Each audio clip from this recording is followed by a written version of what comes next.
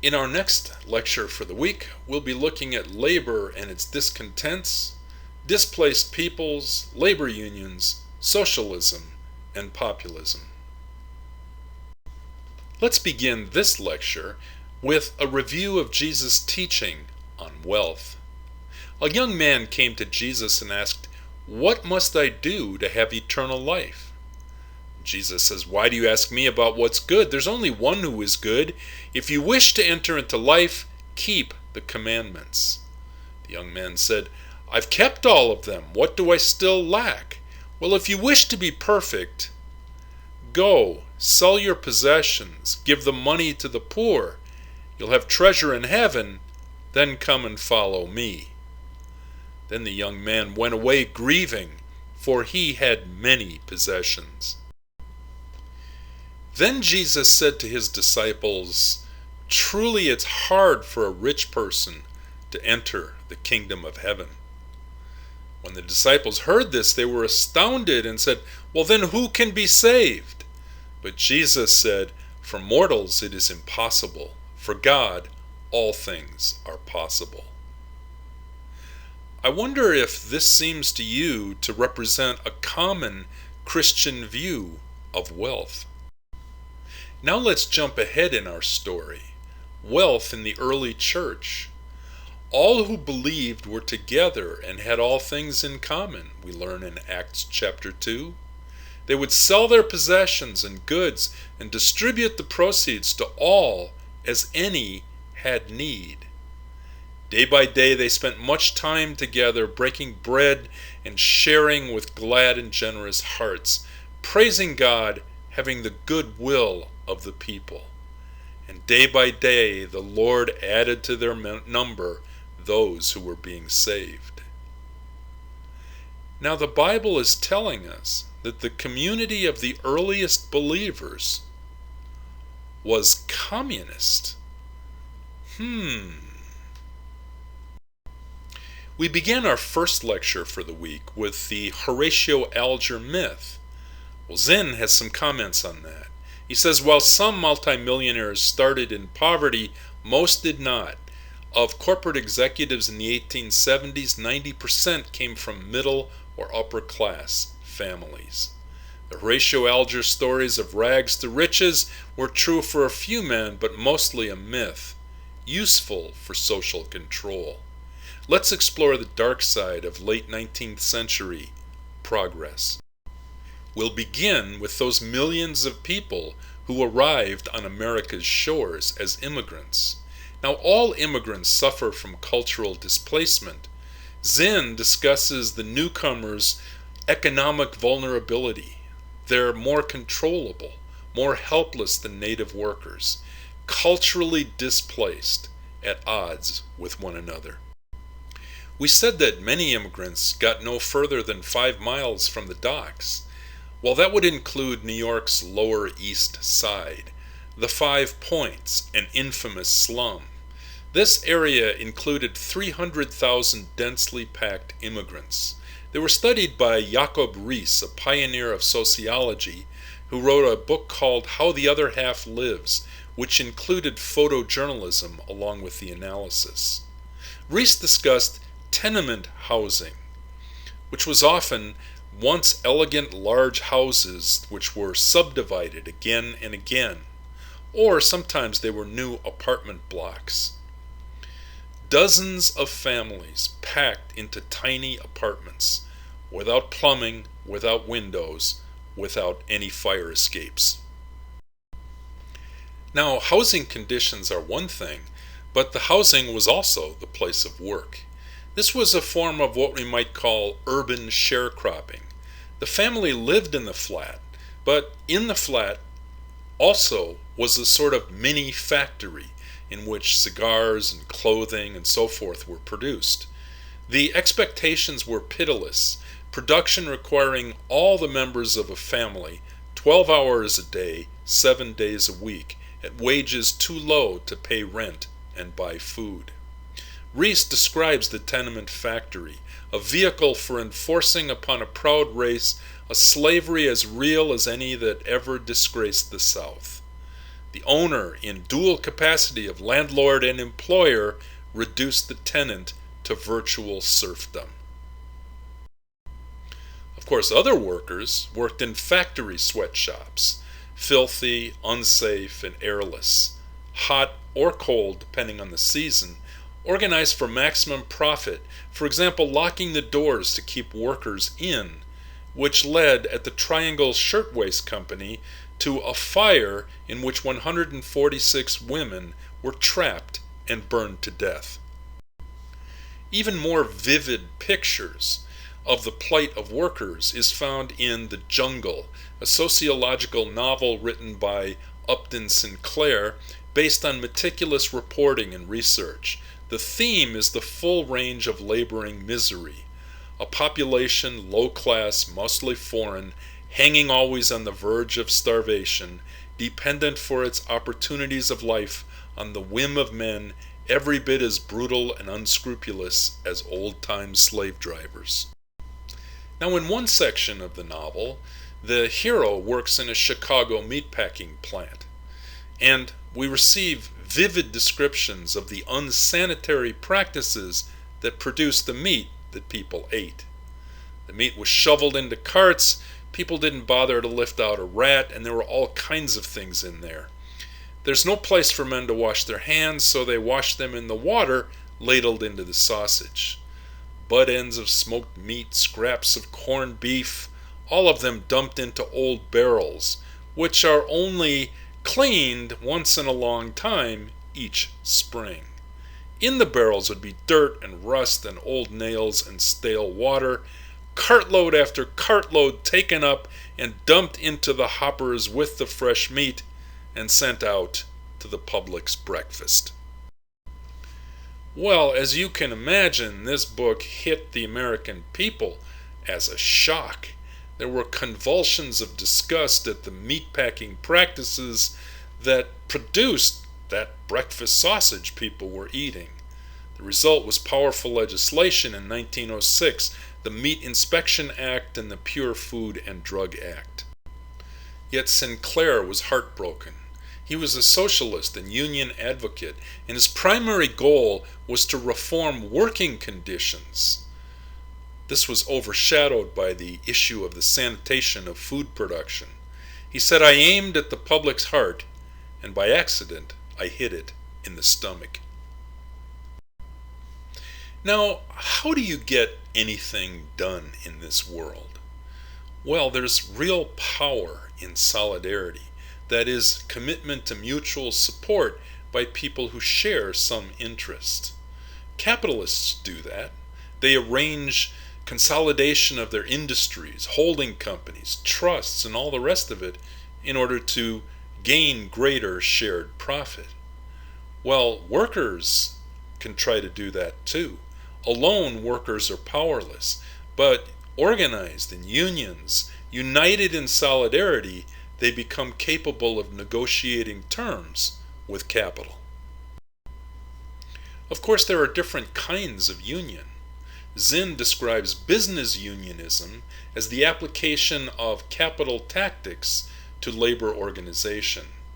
For example, creating a labor monopoly, negotiating leverage through limiting the resource of labor. This gains preferred treatment for members, but the cost is excluding workers, often blacks or unskilled laborers. Business unionism relies on negotiated agreements, labor contracts, to establish wages, workplace conditions, safety, training, compensation for injuries, and benefits. These in exchange for guarantees, no work stoppages, and responsibilities to do good work. Because of the violence directed against unions by management, some unions turned for protection to organized crime. Zinn discusses union goon squads who are there to fight back against Pinkertons. But some industries become organized as rackets. For example, the textile, dockworking, and construction industries. These often produce local mob bosses protected by goon squads collecting kickbacks for letting men work. You can see that in this still from the movie On the Waterfront from 1954, which shows life on unionized docks. Now, the industrial workers of the world formed a very different kind of union. They had fluid membership, and all workers were welcome. They rejected contracts and agreements. They were inspired by European socialist thought. Socialism. There's a tricky word, isn't it? Well, what do we mean by it? Generally, we refer to social ownership and democratic control of means of production. Now, we actually have a fair amount of socialism in America. For example, highway construction, which is ultimately under the control of the government, public universities, Medicare, Social Security, and the military. In Europe, hundreds of years of intellectual tradition resulted in an extensive critique of capitalism, the new order which had displaced European feudalism. Karl Marx and Friedrich Engels, for example, saw history as a struggle between the classes. They critiqued private ownership of capital as leading to false valuations of labor and exploitations of workers.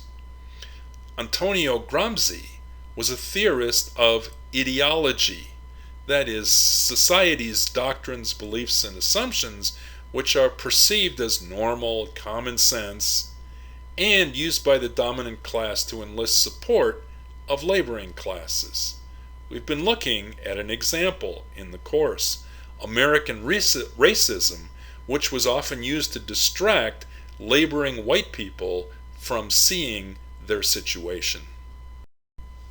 A closely related concept is anarchism, which challenges the entire idea of having a state with a formal government. William Godwin suggested that government is an intrinsically malign effect on society, and he rejected property rights, law, the state, and even marriage. Proudhon was the coiner of the term anarchist, and his famous principle was property is theft. In 1864, an alliance of socialists and anarchist revolutionaries gathered for the International Workingmen's Association. Okay, here's one more, anarcho-syndicalism. Well, that's just anarchism, which we just defined, and syndicat, which in French simply means trades union. So it's an anarchistic trades union. The goals of this movement were worker control of industrial capital and an end to wage slavery. The tactics included solidarity, which we've already discussed, and direct action, demonstrations, sit-ins, strikes. These are all powerful tactics, which went on to be used by American labor unions, the civil rights movement, and even the trade union resistance to communism in Poland in the 1980s. In America, the Haymarket Affair formed a watershed moment in labor history. It was an anarchist rally in Haymarket Square, Chicago, in 1886, and it was intended to support strikers at the McCormick Harvesting Machine Company. There were speeches by leading anarchist activists, and apparently all went quite peacefully, until a bomb exploded among a large group of policemen and Pinkertons. 7 were killed. By the way, Pinkertons are private security men from the Pinkerton Agency. The police then started firing into the crowd, killing 4 and wounding up to 70. This led to a massive retaliation by police against labor and just immigrant communities. There were scores of raids and arrests. 7 anarchists were tried and hanged as conspirators on minimal evidence. No actual bomber was ever accused. A contrary theory was that the Pinkertons set the bomb in order to discredit the anarchists. Haymarket had lasting influence in diverging directions. For many people, for the mainstream, this supported the theory that socialists and anarchists are nothing more than violent foreigners. But for others, it was proof that police and justice systems will never give labor a break. In upstate New York, Emma Goldman was politicized by news of the Haymarket Affair. She became active in radical circles in New York and became a friend and lover of Alexander Berkman, who attempted and failed to assassinate Henry Clay Frick. Emma Goldman was a fiery anarchist orator who gathered huge crowds of desperate workers. She was imprisoned for inciting to riot. She was linked tenuously and without really any evidence to the assassin of President William McKinley. She was an editor of Mother Earth Journal, which provided excerpts of socialist and anarchist writings. She was imprisoned for opposing the draft in World War I, and she was deported in 1919. Goldman's great rhetorical theme is to show the hypocrisy of American ideals. Verily, poor as we are in democracy, how can we give of it to the world? A democracy conceived in military servitude of the masses is not democracy at all. It is despotism, the result of a chain of abuses. Eugene Debs was originally a member of the Democratic Party and served as a member of the Indiana General Assembly. But he was a co-founder of the American Railway Union, and he was jailed for defying a court injunction against the strike. In jail, he became a socialist convert by reading socialist theory and became convinced that the capitalist system needed to be overturned. As an activist and organizer, he helped create the International Workers of the World and the American Socialist Party, for which he served as presidential candidate 5 times. He was imprisoned for opposing the draft for World War I. Debs was another powerful, charismatic orator who argued that the issue was socialism versus capitalism, and he chooses socialism because he is for humanity. We've been cursed with the reign of gold long enough. Money is no proper basis for civilization. Yes, in good time we're going to sweep the power in this nation and through the world. The world is daily changing before our eyes. The sun of capitalism is setting. The sun of socialism is rising. Well, there's a good chance that you're kind of wondering about all of this. What should we think? These ideas are pretty different from what the average American thinks about. Well, of course, what you think is up to you, but I'll just ask you to keep a couple of things in mind. First, as we're seeing, the socialist critique of capitalism has a point. Of course, capitalism has its own points. But anarchists and socialists acted politically and economically against capitalism just as capitalists acted against them, with vastly greater resources. Both sides turned to violence. Anarchism and socialism had enormous appeal in 19th century America. That's one of Zinn's big points. Attempts to suppress them often backfired.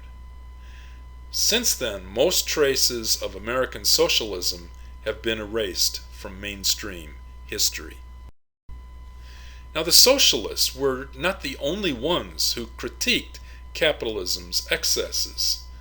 Corruption is a concept of bribes and crony favoritism which distorts markets and leads to special interests warping government action. Also, fraud. This is bad for business. It distorts stock valuations. It leads to angry, betrayed investors. Gilded Age opportunity was often lacerated by cutthroat competition, unburdened by fair practice. For example, Credit Mobilier. Remember that funding agent for the Union Pacific Railroad? Well, this was a fraud perpetrated on Congress. Credit Mobilier contracted the Union Pacific to build the Transcontinental Railroad. It then sold stocks and bonds to the public and to the government, using the funds to buy Union Pacific stock and then reporting half its profits. The stock was sold to government officials to encourage them not to investigate.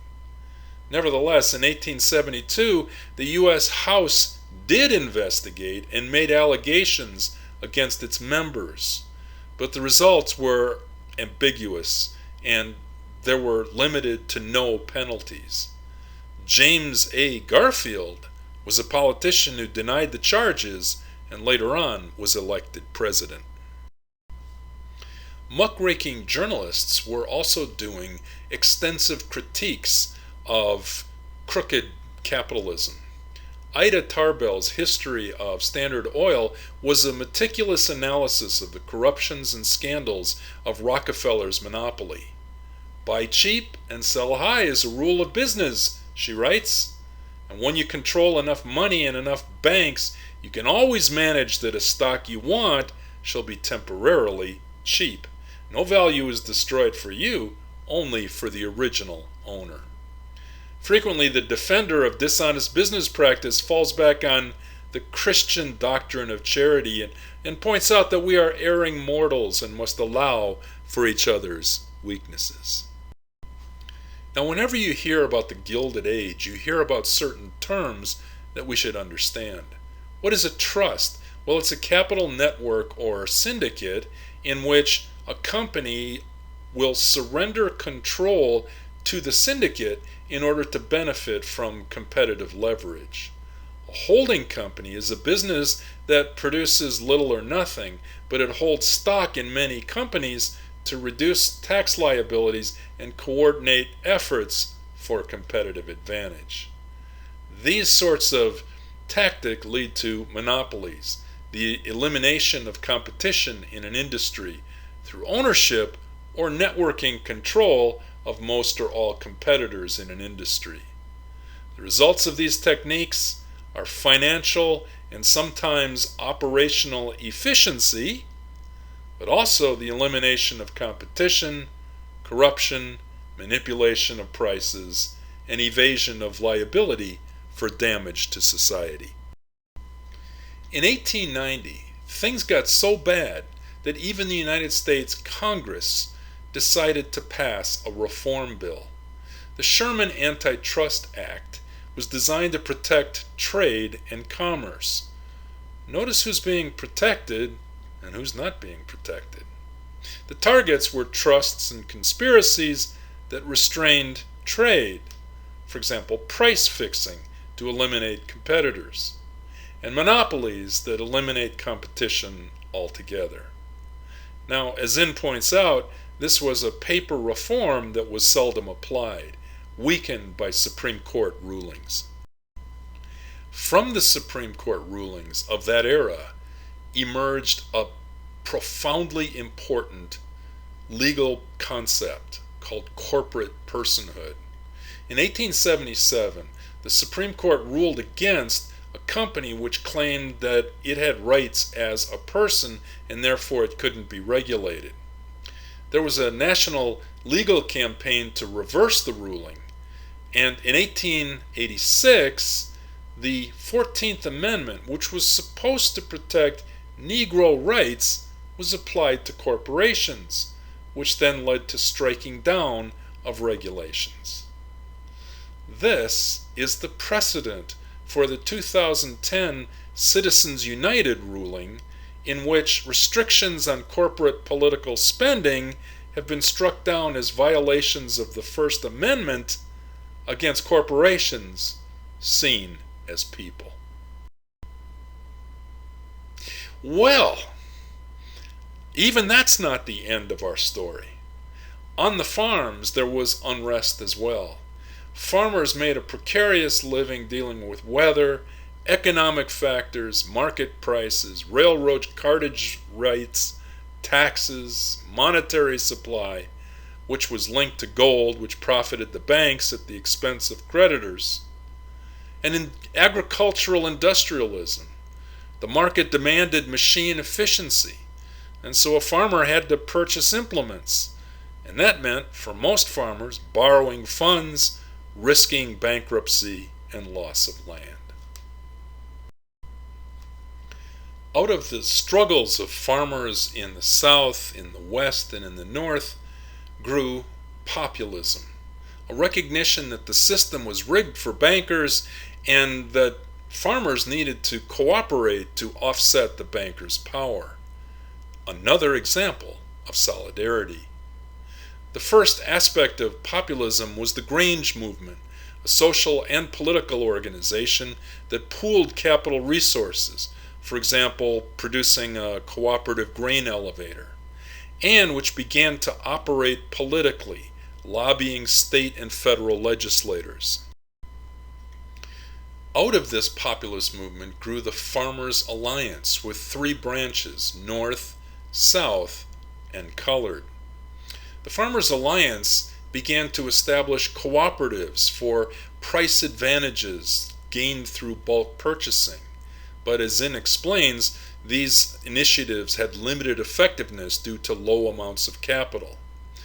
They escalated the Granger political activism, and their goals were things like free silver, an end to the gold standard, the sub-treasury plan of government stores and certificates bypassing banks and corporations, the 8-hour workday, secret ballots in elections, popular elections of senators, and the graduated income tax. The Populist Party actually fielded a presidential candidate in 1892 who didn't do too badly, but then they began to be absorbed into the Democratic Party. In part, as Zinn explains, because racists within the movement resented black members and they'd rather bring their populism into the racist Democratic Party. William Jennings Bryan was an orator and defender of the farmer who became the populist Democratic candidate for president in 1896. He was soundly defeated by McKinley, but the legacy of populism left goals that would be achieved later on. Meanwhile, what about those hopes for African Americans? In 1895, Booker T. Washington addressed the Convention of Cotton Growers in Atlanta. And he said, "To those of my race who underestimate the importance of friendly relations with the Southern white man, I say, cast down your bucket where you are. Cast it down, making friends in every manly way. The wisest among my race understand the agitation of questions of social equality is the extremist folly." Now, was this a betrayal of Washington's people? Increasingly, African Americans began to wonder if that was the case. The white audience heard a clear message. This black leader accepts the oppression of his people. And as a result, nothing changed. African American hard work did not earn any respect. The lynchings and the beatings and the rapes of black people continued. Here are some references to texts used in this show.